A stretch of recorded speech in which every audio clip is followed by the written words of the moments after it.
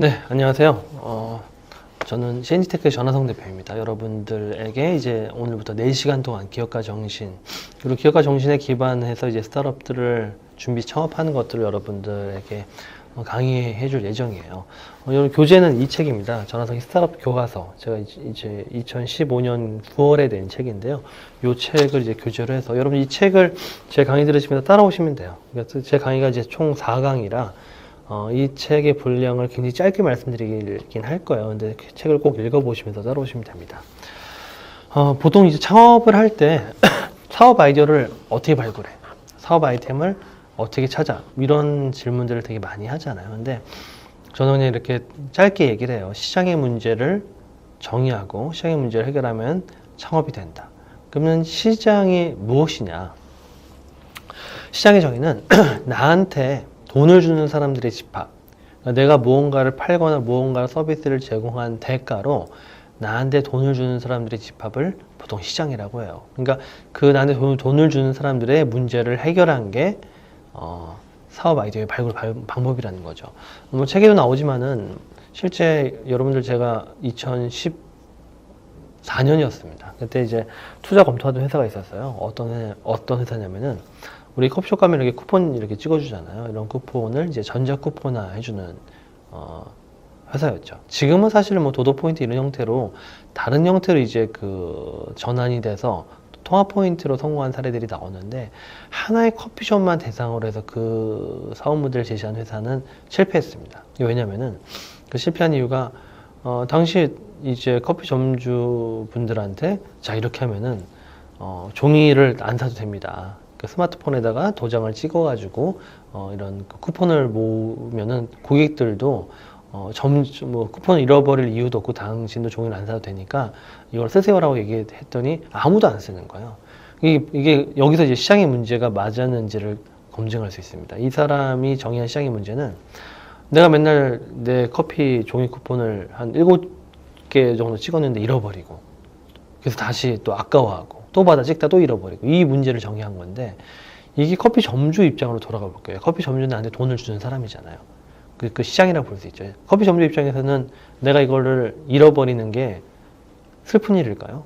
커피 점주 입장에서는 기쁜 일이죠. 이거를 커피를 이제 다 모여지면은 이게 사실 채권 같은 거잖아요. 다 모여지면 무료로 줘야 되는 상황인데 그게 아니라 실제 이거를 잃어버려 주니까 그 빈도가 줄어드는 거죠. 무료로 주는 빈도가 줄어드는 거죠. 근데 이걸 전자화 시켜버리고 이걸 앱으로 빼도 박도 못하게 만들어지니까 수익률이 감소하는 겁니다. 그래서 시장 진입에 실패를 한 거예요. 그래서 늘 강조하는 거는 시장의 문제가 맞는 것인지 검증하고 이걸 해결하면 창업이 된다는 겁니다. 그래서 책 보시면은 첫 번째 이제 챕터가 기회는 항상 불평하는 곳에 있다라는 챕터가 있어요. 여기 보면은 여러 사람들이 내가 불편해하고 불편하다는 것 자체가 시장에 문제가 있다는 것이죠. 그러니까 여기 이 불편한 문제를 찾은 여러 가지 사례들이 나와요. 뭐 우버라든지 또 그 스퀘어라든지 이런 사람들이 어떤 불평에서 문제를 정의했는지가 나오는데 여러분들 한번 읽어보시면 좋을 것 같아요.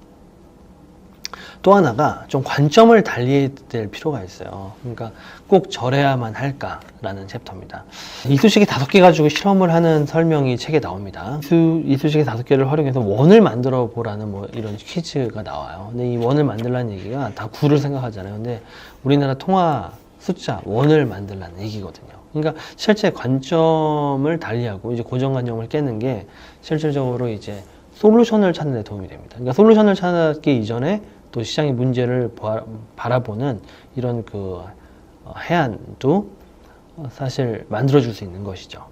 이 다이슨 같은 경우에도 실제 영국의 사실 스티브 잡스 정도로 유명한 사람이죠. 이 다이슨의 설립자고 여러분들 다이슨 청소기 쓰시는 거 다 보셨죠. 그래서 이 다이슨 청소기를 사실 84년도부터 5년 연구 끝에 원심력을 사용한 먼지와 공기를 보내는 사이클론 기술을 개발을 해내요. 근데 이 부분도 일반적으로 진공청소기가 뭐 이 정도면 충분한데라는 생각을 다 하잖아요. 대기업들이 개발하고 있는데 뭔가 부족하고 뭔가 불편한 것들을 찾아낸 겁니다.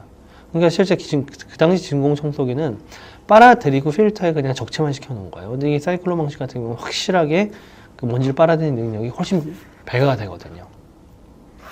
뭐 이런 형태의 접근을 이제 얘기를 했고, 또 킥스타터 같은 경우에도 킥스타터에 뭐 여러 혁신 사례들이 나오죠. 보면은 쿨리스트 쿨러라는 아이스박스가 있어요. 보면은 이제 보통 아이스박스 하면은 음식이나 음료수를 그냥 차갑게 유지하고 보관하는 정도죠. 그러니까 아이스박스라는 이름 자체를 우리는 그냥 보냉 정도로만 생각을 하는데, 이 아이스박스 같은 경우에는 이 안에 믹서기, 뭐 블루투스 방수 스피커, 병따개, USB 충전 포트 다 들어갑니다.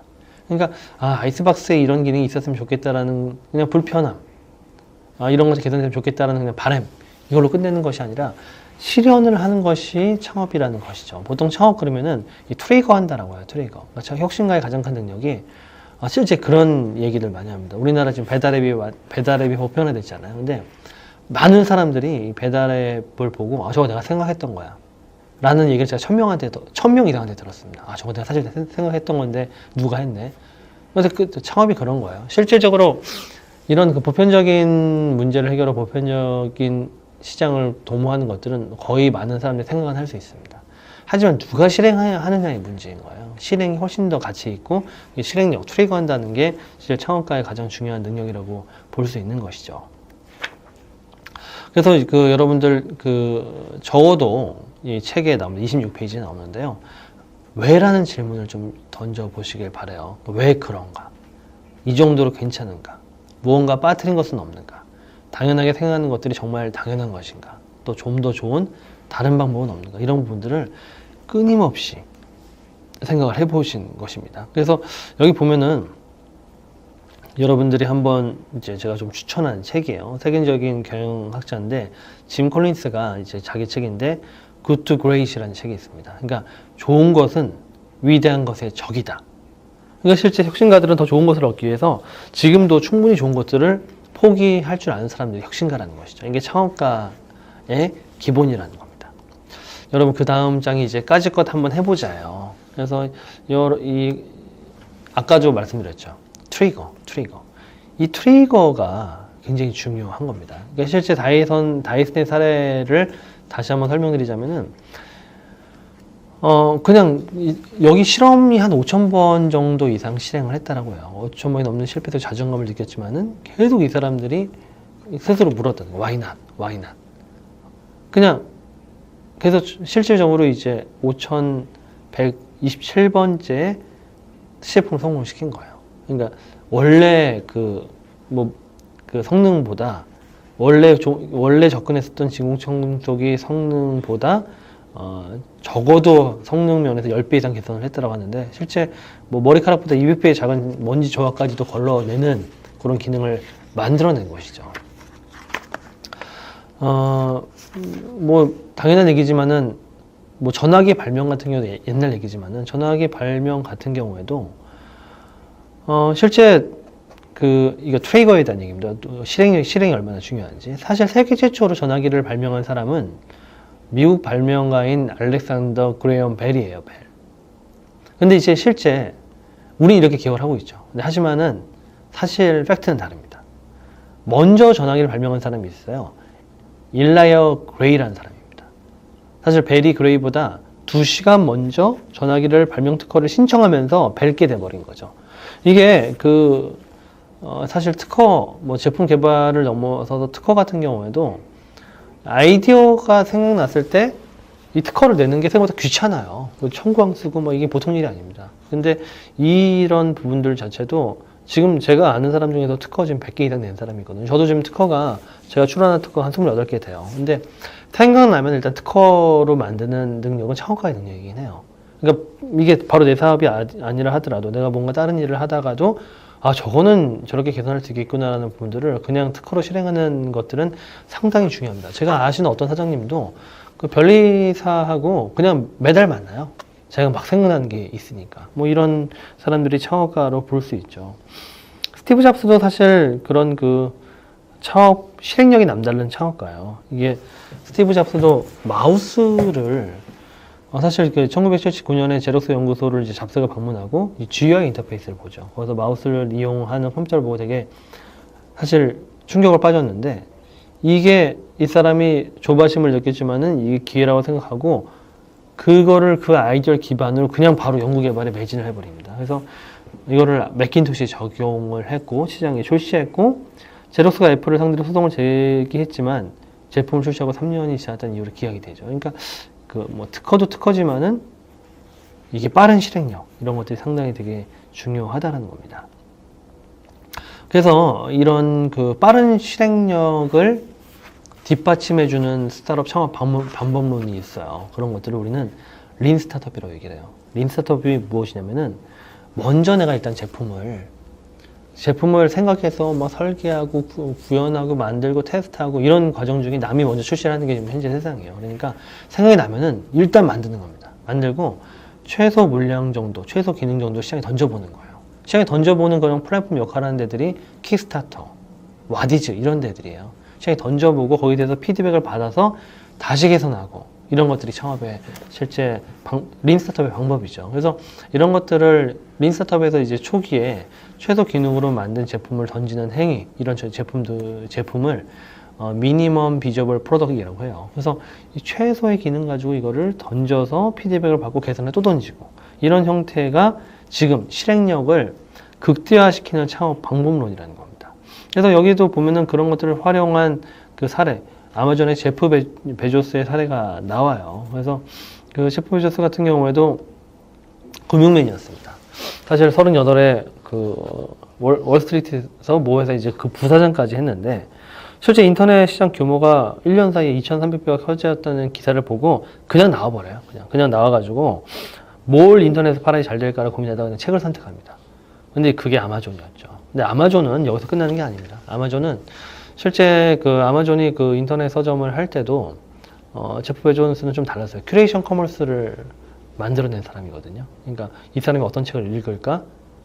이거를 제시를 하면서 책을 판매하는 기법들, 인공지능을 먼저 붙여보고, 그리고 그 아마존의 혁신의 시작은 사실은 구글에 대한 투자입니다. 제프 베조스는 자기가 이런 그 소프트웨어 기반의 이커머스 회사를 하면서도 늘 투자를 찾다가 구글에 투자를 하게 돼요. 근데 구글에 투자한 이후에 아마존이 더 성장합니다. 왜냐면은 구글에 투자한 그 경험 자체가 자기의 비즈니스도 성장시킬 수 있는 굉장히 큰 모멘텀이 된 거예요. 결국 지금 아마존이 AWS라고 하는 전 세계의 클라우드 플랫폼을 거의 장악을 하고 있잖아요. 이런 그 혁신, 그러니까 이 실행력 자체가 다르고 또 방법 자체도 일단 실행을 먼저 앞세우는 린 스타트업 개념의 프로세스를 계속 가져가는 유명한 사람이라고 볼 수가 있죠. 그 성공한 기업들을 보면서 아까도 말씀드렸죠. 아, 참 대단하다. 사실 내가 생각한 거였어. 이런 시장을 줄이시고 여러분 실행을 좀 하시길 바랍니다. 다음이 불만 어디서 찾지요? 불만을 이제 창업 아이템은 보통 고통과 불편을 이제 발견하는 것에서 시작이 된다고 하는데 그럼 그걸 어떻게 찾느냐는 거죠. 그래서 이게 찾는 가장 좋은 방법은 내가 잘 알고 있는 분야인 겁니다. 내가 잘 알고 일정 기간 동안 경험이 쌓여 있는 분야에서 창업 아이디어를 발굴하는 게, 또 시장의 문제를 정의하는 게 가장 정확하다는 거예요. 여기 뭐 몇 개 사례가 나오는데요. 이 더 컨테스트라는 공모전 플랫폼 같은 경우에도 실제 이 창업자 이정민 대표가 이 분야의 경험자입니다. 그러니까 마케팅 경험자고 공모전에 대해서도 스스로 굉장히 많은 광고업계 경력을 가진 사람이기 때문에 이 시장을 정의하면서 이제 시작을 할 수 있었고 저희도 바로 투자를 했습니다. 또 사례 중에 하나가 레진 엔터테인먼트 같은 경우에도 레진 코믹스라는 유료 만화를 선보이면서 웹툰 시장에 굉장히 큰 성장을 하고 있는데 지금 경력사람들을 뽑을 때 이런 얘기를 한대요. 만화 좋아하냐고. 창업자도 만화를 좋아했고요. 만화를 좋아하고 만화를 많이 읽고 만화를 늘 경험하는 사람들이 실질적으로 그 시장에서 성공을 하게 되어 있습니다. 그래서 여러분 도표가 하나 있죠. 실제 그 좋은 사업 아이디어 발굴은 점점 좁혀져야 되는 겁니다. 그러니까 이 내가 좋아하는 세상에서 또 내가 잘하는 분야, 내가 전문 분야에서 또 그 분야 중에 내가 그 불편함과 고통을 인지한 곳에서 사업 아이디어를 찾아야지 성공 확률을 높일 수가 있다라는 겁니다. 여러분들 첫 번째 시간은 이 사업 아이디어 발굴에 대해서 여러분들 설명을 드렸고요. 이 다음 시장 이제 앞으로 이제 3강이 남았죠. 3강이 남았는데 향후 2강에서는 이 스타트업 짓기 6단계에 대해서 설명을 드리도록 하겠습니다. 네, 감사합니다.